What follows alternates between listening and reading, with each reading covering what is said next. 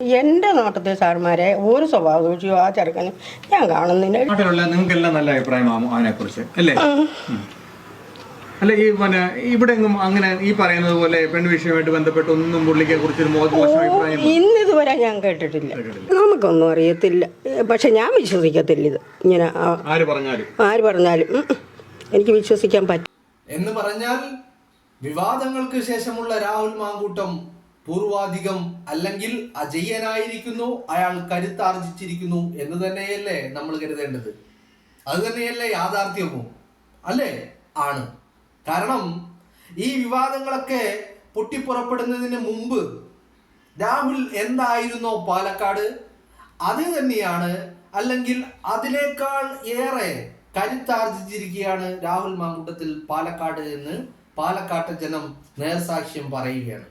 നമ്മള് നേരത്തെ പറഞ്ഞ വീഡിയോകളിലൊക്കെ പറഞ്ഞതുപോലെ തന്നെ പാലക്കാട്ടുകാരെ നിരന്തരമായിട്ട് ഈ പറയുന്ന രാഹുൽ മാങ്കൂട്ടത്തിനെ കണ്ട് തങ്ങളുടെ പൂർണ്ണ പിന്തുണ അത് രാഹുലിന് അറിയിക്കുകയാണ്.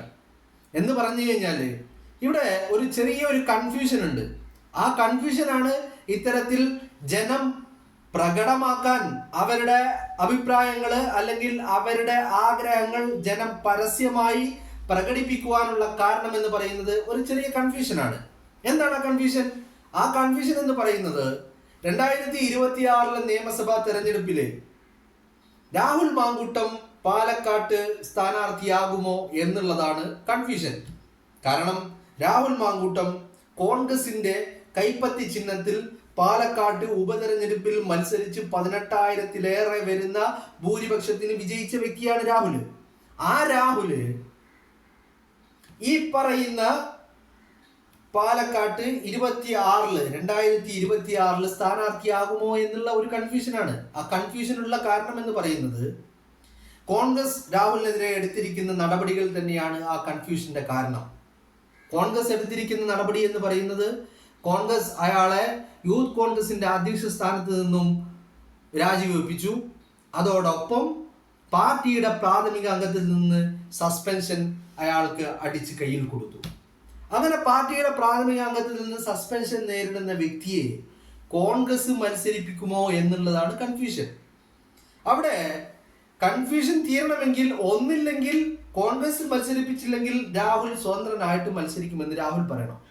അതല്ലെങ്കിൽ രാഹുൽ BJPയുടെയോ LDFന്റെയോ ഭാഗമായിട്ട് മത്സരിക്കുമെന്നുള്ളത് രാഹുൽ പറയണം. അതല്ലെങ്കിൽ രാഹുൽ എന്ത് പറയണം?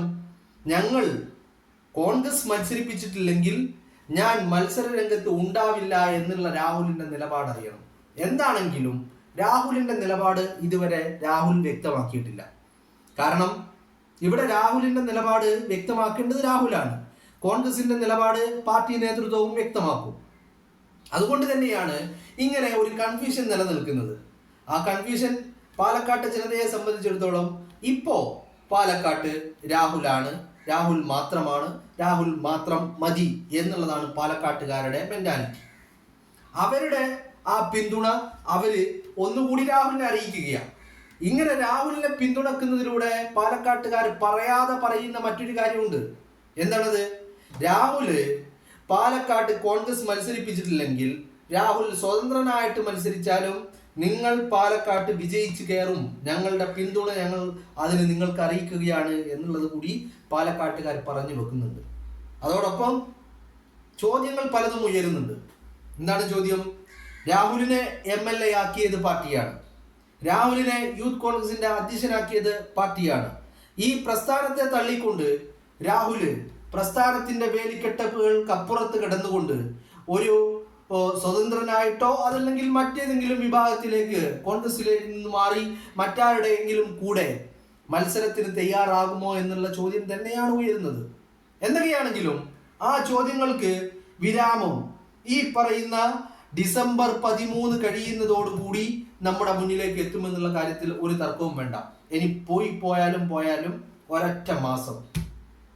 ഇന്നിപ്പോ നവംബർ 11 ഡിസംബർ 13 തദ്ദേശ ഭരണ സ്ഥാപനങ്ങളിലേക്കുള്ള തെരഞ്ഞെടുപ്പ് കഴിഞ്ഞ് ഇലക്ഷൻ കഴിഞ്ഞ് വോട്ടെണ്ണി 13 വോട്ടെണ്ണി കഴിഞ്ഞാൽ അതോടുകൂടി തൊട്ടടുത്ത ദിവസങ്ങളിലായിട്ട് ഈ പറയുന്ന കൺഫ്യൂഷനുകൾക്ക് വിരാമം ഉറപ്പായിട്ടും ഉണ്ടാകുമെന്നുള്ളത് തന്നെയാണ്. അത് ഞാൻ അങ്ങനെ പറയാനുള്ള കാരണം എന്ന് പറയുന്നത് 2 കാരണങ്ങളാണ്. ഒന്ന്, രാഹുൽ മാങ്കൂട്ടത്തിന് ലഭിച്ചിരിക്കുന്ന ചില നിർദ്ദേശങ്ങളാണ്. ആ നിർദ്ദേശം രാഹുലിന്റെ മണ്ഡലമായ പാലക്കാട്, ആ പാലക്കാട് നിയോജക മണ്ഡലത്തിൽ പെടുന്ന തദ്ദേശ ഭരണ സ്ഥാപനങ്ങൾ, പാലക്കാട് മുനിസിപ്പാലിറ്റി, കണ്ണാടി ഗ്രാമപഞ്ചായത്ത്, പിരായിരി ഗ്രാമപഞ്ചായത്ത്, മാത്തൂര് ഗ്രാമപഞ്ചായത്ത്, ഈ 4 തദ്ദേശ ഭരണ സ്ഥാപനങ്ങളിലേക്ക് വ്യക്തമായ ആധിപത്യം കോൺഗ്രസിന് ഉണ്ടാക്കണം എന്നുള്ള നിർദ്ദേശമാണ് ഈ രാഹുലിന് ലഭിച്ചിരിക്കുന്നത്. അതിൽ പ്രധാനമായിട്ടും കോൺഗ്രസ് നോട്ടമിടുന്നത് ഒന്ന് പാലക്കാട് നഗരസഭയാണ്, മറ്റൊന്ന് കണ്ണാടി ഗ്രാമപഞ്ചായത്താണ്. ഈ 2 സ്ഥാപനങ്ങൾ കാരണം ഒന്ന് BJP ഭരിക്കുന്നതാണ്, മറ്റൊന്ന് CPM ഭരിക്കുന്നതാണ്. കണ്ണാടി ഗ്രാമപഞ്ചായത്ത് നിലവിൽ ഭരിക്കണം CPM-ൻ്റെതാണ്. ഈ LDF ഭരിക്കുന്ന കണ്ണാടി ഗ്രാമപഞ്ചായത്തും BJP ഭരിക്കുന്ന ഈ പറയുന്ന പാലക്കാട് നഗരസഭയും, ഇത് രണ്ടും പ്രധാനമായിട്ട് കോൺഗ്രസിന്റെ ഭരണത്തിലേക്ക് എത്തിക്കണമെന്നുള്ളതാണ്. അതിനെ കൊണ്ടുവരാൻ രാഹുൽ മുന്നിട്ടിറക്കണമെന്നുള്ളതാണ് ആദ്യമായിട്ട് രാഹുലിന് ലഭിച്ചിരിക്കുന്ന നിർദ്ദേശം. അതുകൊണ്ടാണ് ഞാൻ ആദ്യമേ പറഞ്ഞത് ഡിസംബർ 13 വോട്ടെണ്ണി കഴിഞ്ഞു കഴിഞ്ഞാൽ ഈ പറയുന്ന കൺഫ്യൂഷനുകളൊക്കെ മാറിക്കിട്ടുമെന്ന് പറയാനുള്ള ആദ്യത്തെ കാരണം അതാണ്. രണ്ടാമത്തെ കാരണം എന്ന് പറയുന്നത് ഈ പറയുന്ന പാലക്കാട് മുനിസിപ്പാലിറ്റിയിൽ, അതുപോലെ കണ്ണാടി പഞ്ചായത്തിലും, അതുപോലെ പാലക്കാട്ടെ ബാക്കിയുള്ള തദ്ദേശ തെരഞ്ഞെടുപ്പ് പാലക്കാട് നിയോജക മണ്ഡലത്തിൽ, ആ പാലക്കാട് നിയോജക മണ്ഡലത്തിൽ രാഹുൽ മാങ്കൂട്ടം നടത്തുന്ന വ്യക്തമായ രാഷ്ട്രീയ കരുനീക്കങ്ങളുണ്ട്. ആ രാഷ്ട്രീയ കരുനീക്കങ്ങൾ പലരെയും, എതിർചേരിയിൽ നിൽക്കുന്ന പലരെയും കോൺഗ്രസിലേക്ക് എത്തിക്കുവാനുള്ള ശ്രമങ്ങൾ രാഹുൽ മാങ്കൂട്ടം നടത്തിക്കൊണ്ടിരിക്കുന്നു എന്നുള്ളതാണ്. ആ ശ്രമങ്ങൾ പാർട്ടി കാണുന്നുണ്ട്, പാർട്ടി അറിയുന്നുണ്ട്, പാർട്ടിയെ ബന്ധപ്പെട്ടവർ അറിയിക്കുന്നുണ്ട് എന്നുള്ളതാണ്. അപ്പോൾ അതുകൊണ്ട് തന്നെയാണ് കഴിഞ്ഞ ദിവസം KPCC പ്രസിഡന്റ് സണ്ണി ജോസഫിനോട് ഇതുമായി ബന്ധപ്പെട്ട് ഒരു ചോദ്യം ഉയർന്നു വന്നപ്പോൾ അന്ന് KPCC പ്രസിഡന്റ് പറഞ്ഞ ഒരൊറ്റ ആൻസറാണ്.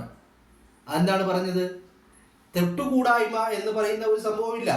ഇവിടെ രാഹുൽ വിഷയത്തിൽ കോൺഗ്രസ് ഒരു തീരുമാനത്തിലേക്ക് തിരിച്ചെത്താത്തതിന്റെ കാരണം എന്ന് പറയുന്നത് ഒന്ന്, രാഹുലിനെതിരെ നടക്കുന്ന അന്വേഷണം തന്നെയാണ്.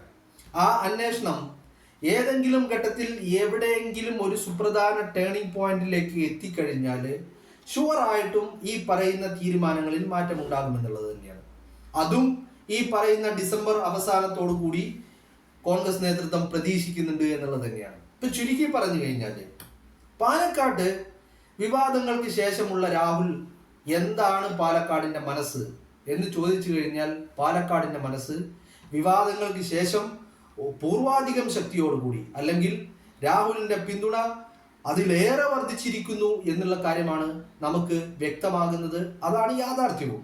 അതുകൊണ്ടാണല്ലോ രാഹുലിന്റെ പരിപാടികൾ, രാഹുൽ പങ്കെടുക്കുന്ന പരിപാടികൾ, രാഹുലിന്റെ സ്വകാര്യ പരിപാടികളാവട്ടെ, മറ്റെന്ത് MLA എന്നുള്ള രീതിയിലുള്ള പരിപാടികളാവട്ടെ, നഗരസഭയിലുള്ള പരിപാടികളാവട്ടെ, കണ്ണാടിയിലോ പിരായിരിയിലോ മാത്തൂരോ എവിടെയോ ഉള്ള പരിപാടികളാവട്ടെ, എല്ലായിടത്തും വലിയ ആവേശവും വലിയ സ്വീകരണവും രാഹുൽ മാങ്കൂട്ടത്തിന് ലഭിക്കുന്നു എന്ന് മാത്രമല്ല, രാഹുല് അതുപോലെ തന്നെ തന്നെ സ്നേഹിക്കുന്ന പാലക്കാട്ടെ ജനതയുടെ പ്രശ്നങ്ങളിൽ, അവരുടെ ആവശ്യങ്ങളിൽ, അവരുടെ ഈ പറഞ്ഞ പ്രതിസന്ധികളിൽ അവരോടൊപ്പം അകമഴിഞ്ഞു കൂടെ നിൽക്കുന്നു എന്നുള്ള ഒരു പ്രത്യേകത കൂടിയുണ്ട്.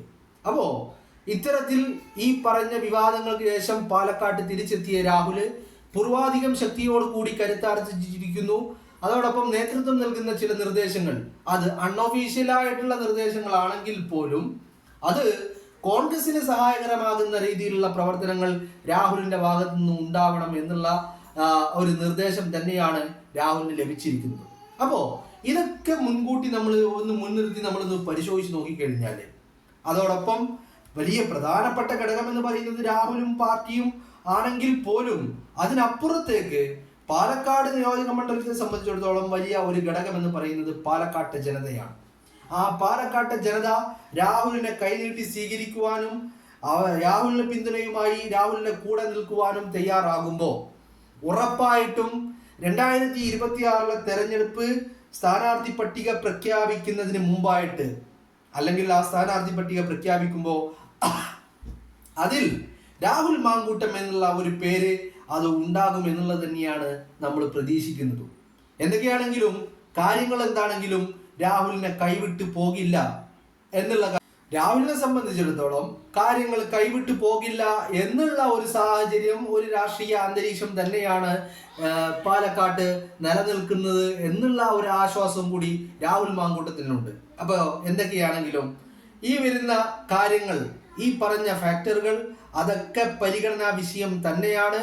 അതൊക്കെ പരിഗണിച്ചുകൊണ്ട് തന്നെയായിരിക്കും ഈ പറയുന്ന 2026 തെരഞ്ഞെടുപ്പിൽ രാഹുൽ മാങ്കൂട്ടം എന്ന് പറയുന്ന യുവജന നേതാവിൻ്റെ സ്ഥാനാർത്ഥിത്വം ഉറപ്പിക്കുക എന്നുള്ള കാര്യം വളരെ വ്യക്തമാണ്.